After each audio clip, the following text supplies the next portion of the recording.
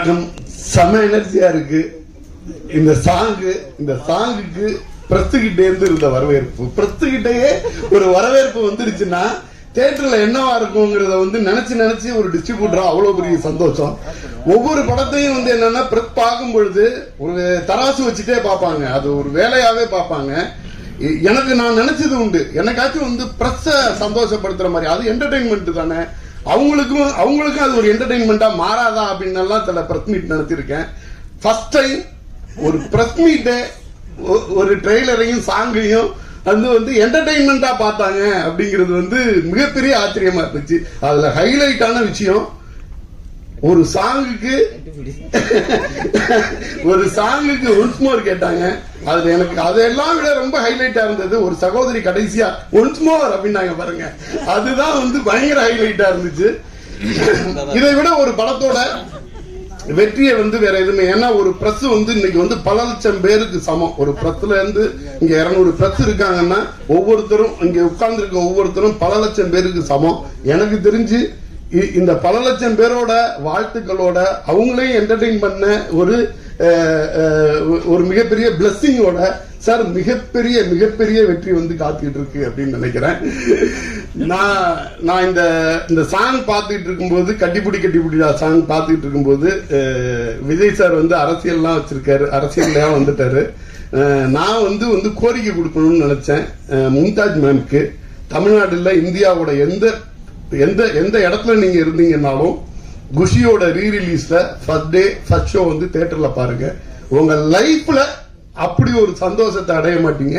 அந்த அளவுக்கு பொதுமக்களால கொண்டாடப்படக்கூடிய ஒரு பாட்டா இருக்க போகுது. ஏன்னா இங்க பிரஸ்ஸே அந்த பாட்டை ஒன்ஸ் மோர் கேட்டுட்டாங்க. அதை விட இதுக்கு வேற எதுவுமே சொல்ல வேண்டியது இல்லை. எனக்கு சும்மாவே எஸ்.ஜே. சூர்யா சார்னாலே ஒரு எனர்ஜி தான், ஒரு ஹார்ஸ் பவர்ல சொல்ற மாதிரி எஸ்.ஜே. சூர்யா சார் பவர்ல சொல்லலாம். இதுல கட்டிப்பிடிடா சாங்ல பாத்தீங்கன்னா இடையில ஹார்ஸோட சவுண்டு மிக்ஸ் பண்ணி வருது. எனக்கு நல்லா கனெக்ட் ஆச்சு எஸ்.ஜே. சூர்யா. நான் அதான் கேட்டுட்டு இருந்தேன், சார் இன்னைக்கே இந்த எனர்ஜினா 25 வருஷத்துக்கு முன்னாடி இந்த சாங் பண்ணும்போது நீங்க என்ன எனர்ஜில இருந்திருப்பீங்க அப்படின்ற மாதிரிதான் தாட்ட கேட்டுட்டு இருந்தேன். ரொம்ப சந்தோஷமான விஷயம். எஸ்.ஜே. சூர்யா சார் சொல்லிட்டு இருப்பாரு ஒரு 2 வருஷத்துக்கு முன்னாடியே, சார் இப்ப இல்ல ஒரு 5-6 இயர்ஸ்க்கு முன்னாடி பேசும்பொழுது ஒரு ஆர்டிஸ்டா ஒரு கலக்குவேன் சார் அப்படின்னு சொல்லுவாங்க. எப்படி இவ்வளவு கான்பிடண்டா சொல்லிக்கிட்டு இருக்காங்க அப்படின்ற மாதிரி எல்லாம் சொல்லி பார்த்துட்டு இருந்தேன்.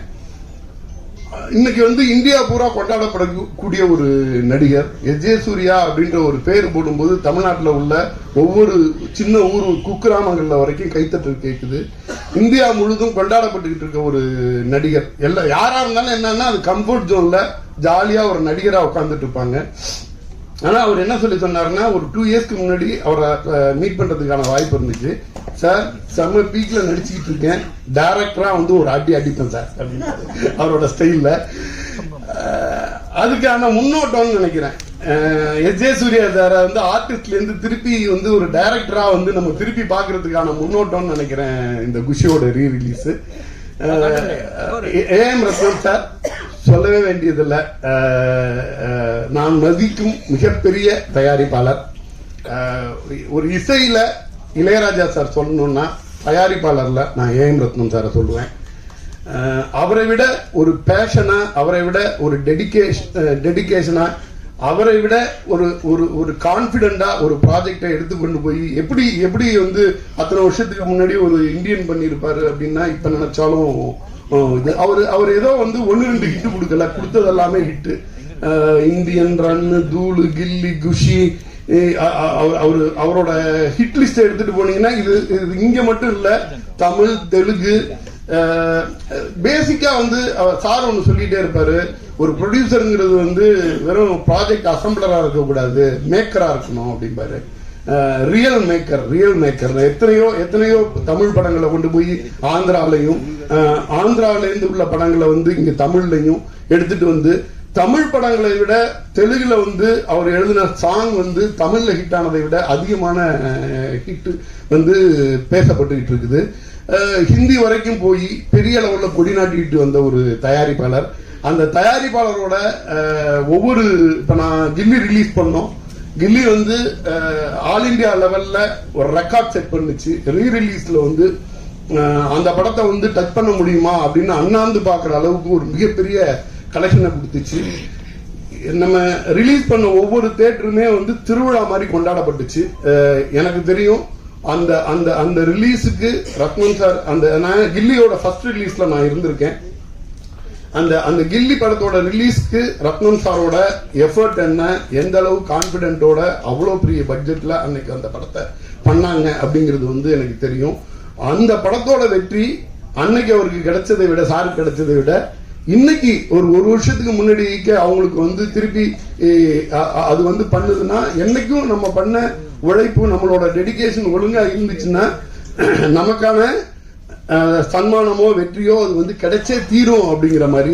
அது மாதிரி அடுத்ததா வந்து குஷியை கொண்டாந்து ரிலீஸ் பண்றாங்க. ரிலீஸ் பண்ணா எனக்கு வந்து என்னன்னா, ரிலீஸ் படங்கள் நிறைய பண்ணிட்டு இருப்பேன். ரிலீஸ் படங்கள் பண்ணிட்டு இருக்கும்போது ஃப்ரெண்ட்ஸுங்க வந்து வாழ்த்து சொல்லுவாங்க, இந்த படம் எடுத்திருக்கேன் நல்ல படம் அப்படின்லாம். நான் எனக்கு என்ன மாதிரி எனக்கு வாழ்த்துக்கள் வருமோ அதை விட பல மடங்கு கில்லிக்கும், அதை விட அதிகமா குஷிக்கும் எனக்கு வந்துச்சு. எனக்கு அப்பவே வந்து அதோட சக்சஸோட மீட்ரு தெரிய ஆரம்பிச்சிச்சு. அந்த மாதிரி தான் இது வந்து என்னன்னா, ஒரு ஒரு காலம் கடந்த ஒரு படமாவே நிக்குது. ஒரு குஷியை பொறுத்த வரைக்கும் ஒரு 2000ல சொல்லும்போது சொல்லுவாங்க கம்மிங் ஆஃப் ஏஜ் ஃபிலிம் அப்படின்னு சொல்லிட்டு. நான் சொல்றேன் 2025 இயர்ஸ் கழிச்சும் இது கம்மிங் ஆஃப் ஏஜ் ஃபிலிமா தான் இருக்கும் அப்படின்னு நான் நினைக்கிறேன். இன்னைக்கு உள்ள 2K கிட்ஸ், சென்ட்ரி கிட்ஸ் யாரு பார்த்தாலும் அவங்களாலையும் இந்த படத்தை வந்து ஒரு ஒரு ஒரு ஒரு ஈகோவையோ அல்லது ஒரு அடம்பிடிச்ச கழுதையோ அவ்வளோ அழகா ரிலேட் பண்ணிக்க முடியும் அப்படின்னு நினைக்கிறேன்.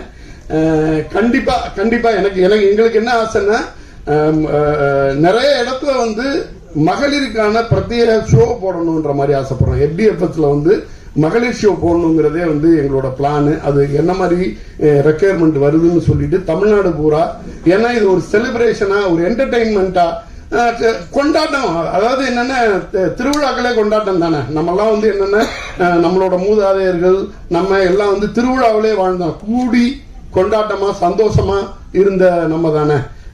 இன்னைக்கு நிறைய 2K கிட்ஸ்லயும் ஜென்சி கிட்ஸுக்கும் வந்து அவங்களோட படிப்பு விஷயமாகவும் அவங்களோட பிள்ளைங்களோட படிப்பு, அப்பாக்களோட வேலை சார்ந்து அது மாதிரி திருவிழாக்களை எல்லாம் அட்டன் பண்ண முடியாம இருந்திருக்கும். திருவிழாவை மிஸ் பண்ணீங்கன்னா குஷி ரீ ரிலீஸை மிஸ் பண்ணிடாதீங்க. அது ஒரு மினி திருவிழா மாதிரி தான் அந்த தியேட்டர்ல. நீங்க ஒரு கான்செப்ட் மாதிரி இருக்கும். அப்படிதான் நாங்க எங்களுக்கு கிடைக்கக்கூடிய எல்லா இடத்துல இருந்து வரக்கூடிய வரவேற்பும் அப்படிதான் இருக்கு. இப்போ இந்த சாங் வந்து சமுதாயத்தில் ஏற்படுத்தின இம்பாக்ட் அப்படின்னு பாத்தீங்கன்னா சாங்காவே இப்ப எனக்கு என்னன்னா, பாப்பு ஒரு பொண்ணு ஒண்ணுதான் பார்த்தேங்கிறது வந்து பாப்புங்கிறது வந்து எல்லாருக்கும் தெரிஞ்ச வரி. எனக்கு ஞாபகம் இருக்கு, நான் இப்ப எனக்கு சினிமாவுக்கு சம்பந்தம் இல்லை. என்னோட அண்ணன் பையனை வந்து நான் வந்து குட்டி பையனா பிறந்தப்ப வந்து பாப்புன்னு கூப்பிட்டேன். அவன் கொஞ்சம் பெரிய பையனா போனதுக்கு பிறகு அவனை பாப்புன்னு கூப்பிடுவேன். அது வந்து பாப்பு பாட்டோட இம்பாக்ட். இதை நான் சொல்லிட்டு இருந்தேன். அர்ஷத் பக்கத்துல இருந்துட்டு சொல்லிட்டு இருந்தா, என்னோட அத்தை பொண்ணு அவங்க இப்போ வந்து MBBS முடிச்சிருக்காங்க, அமுதர்ஷினின்னு. அவங்க வந்து அரௌண்ட் 2000ல பிறந்திருப்பாங்க போல. அந்த வீட்டுல அவங்களுக்கு நிக் நேம் பாப்பு. இந்த நிமிஷம் வரைக்கும் அவங்க டாக்டர் ஆயிட்டாங்க. வீட்டுல வந்து பாப்பு வந்தாங்க போனாங்க அப்படின்னு தான் சொல்லிட்டு இருக்காங்க. ஸோ அதாவது என்னன்னா, ஒரு இசையா இருக்கட்டும், ஒரு கிரியேட்டிவா இருக்கட்டும், அது மக்கள் மத்தியில என்ன மாதிரி வந்து அதுக்கான லைஃப் அது தேடிக்குது அப்படின்னு பாத்தீங்கன்னா, அது மக்களோட ரொம்ப இணக்கமா இருக்கும் பொழுது, மக்களை மகிழ்ச்சி படுத்தும் பொழுது, அப்பதான் அது வந்து அவ்வளவு நெருக்கமா இருக்கிறதுக்கான ஒரு வாய்ப்புள்ள ஒரு விஷயமா இருக்கும். குஷி நிறைய நிறைய நிறைய வெற்றிகளை பார்த்திருக்குது. 175 டேஸ் வந்து பல திரையரங்கங்கள்ல ஓடுனது. 100 டேஸ் எத்தனை தியேட்டர், அதை எடுத்து போடும்பொழுது தளபதி ஃபேன்ஸ் எல்லாமே வந்து ரொம்ப ரொம்ப பாசிட்டிவான ஆட்கள். நான் ரீ ரிலீஸ்னு போட்டதுக்கு பிறகு அதுக்கு கீழே அழகா டேட்டா எடுத்து போட்டிருந்தாங்க. அது 50 நாள் வந்து எத்தனை தியேட்டர்ல வந்து ஓடிச்சு, 100 நாள் எத்தனை தியேட்டர்ல ஓடிச்சு, 150 நாள் எத்தனை தியேட்டர்ல ஓடிச்சு அப்படின்னு சொல்லிட்டு அவங்களோட எனர்ஜியை நம்மளை வந்து இன்னொரு மடங்கு எக்ஸ்ட்ரா எனர்ஜியா ஒர்க் பண்ண முடியுது. எங்களால என்ன பண்ண முடியுதுன்னா, இதுக்கான ஒரு ரிலீஸ் படத்துக்கு வந்து நிறைய எக்கச்சக்க மெட்டீரியல் கிடைச்சிரும். இதுக்கான மெட்டீரியலை வந்து நாங்க கிரியேட் பண்ண வேண்டியது இருக்கு. ஆனா என்னன்னா, ஒரு சின்ன மெட்டீரியல் நாங்க வந்து இந்த குஷியோட ரீரிலீஸ் பத்தி நாங்க ரிலீஸ் பண்றோம்னா அதுக்கு தரக்கூடிய வரவேற்பு இருக்குல்ல, எங்களை மேல மேல ஒர்க் பண்ண வைக்குது. அதை வந்து விஜய் ஃபேன்ஸ் வந்து அவ்வளவு அழகா சோசியல் மீடியால ரிசீவ் பண்றாங்க. அவங்களுக்கு ஒரு மிகப்பெரிய எக்ஸ்பீரியன்ஸ் இருக்கு. ரிலீஸ் பத்தின ஐடியா ப்ராப்பரா இருக்குது. இந்த படத்தை இந்த மாதிரி ரிலீஸ் பண்ணுங்க, எங்களுக்கு இத்தனை தியேட்டர்ல போட்டா போதும், இந்த மாதிரி ரிலீஸ் பண்ணுங்கிற மாதிரி எல்லாம் வந்து பண்றாங்க. எனக்கு வந்து என்னன்னா, அவங்க வந்து வேற வேற துறையில இருப்பாங்க. வேற வேற துறையில இருந்தா கூட ஒரு சினிமா துறை சார்ந்த ஒரு விஷயத்தை எந்த அளவுக்கு நுணுக்கமா வந்து கவனிக்கிறாங்க. அவங்க ஃபேன்ஸாவே காலகாலமா இருந்ததுனால ஒரு படம் அது வெளியீடு எப்படி இருக்கணும், ஒரு ரீரிலீஸ் வெளியீடு எப்படி இருக்கணும் அப்படிங்கிறது வரைக்கும் டிஸ்கஸ் பண்ற அளவுக்கு இருக்கிறது வந்து செம்ம எனர்ஜியா இருக்கு. நாங்க வந்து ஒரு குஷி ரீரிலீஸ் பண்றத மிகப்பெரிய ப்ரைடா செம சந்தோஷமா எடுத்து நாங்க பண்ணிக்கிட்டு இருக்கோம். நிச்சயமா எனக்கு வந்து என்னன்னா, இன்னைக்கு பிரஸ் மீட்ல பிரஸோட எனர்ஜி லெவல்ல 20% ஆடியன்ஸ் கிட்ட இருந்துச்சுனாலே பல கோடி ரூபாய் வருமானம் சார் ரத்னன் சாருக்கு இன்னைக்கு சொல்லிடுறேன். நன்றி.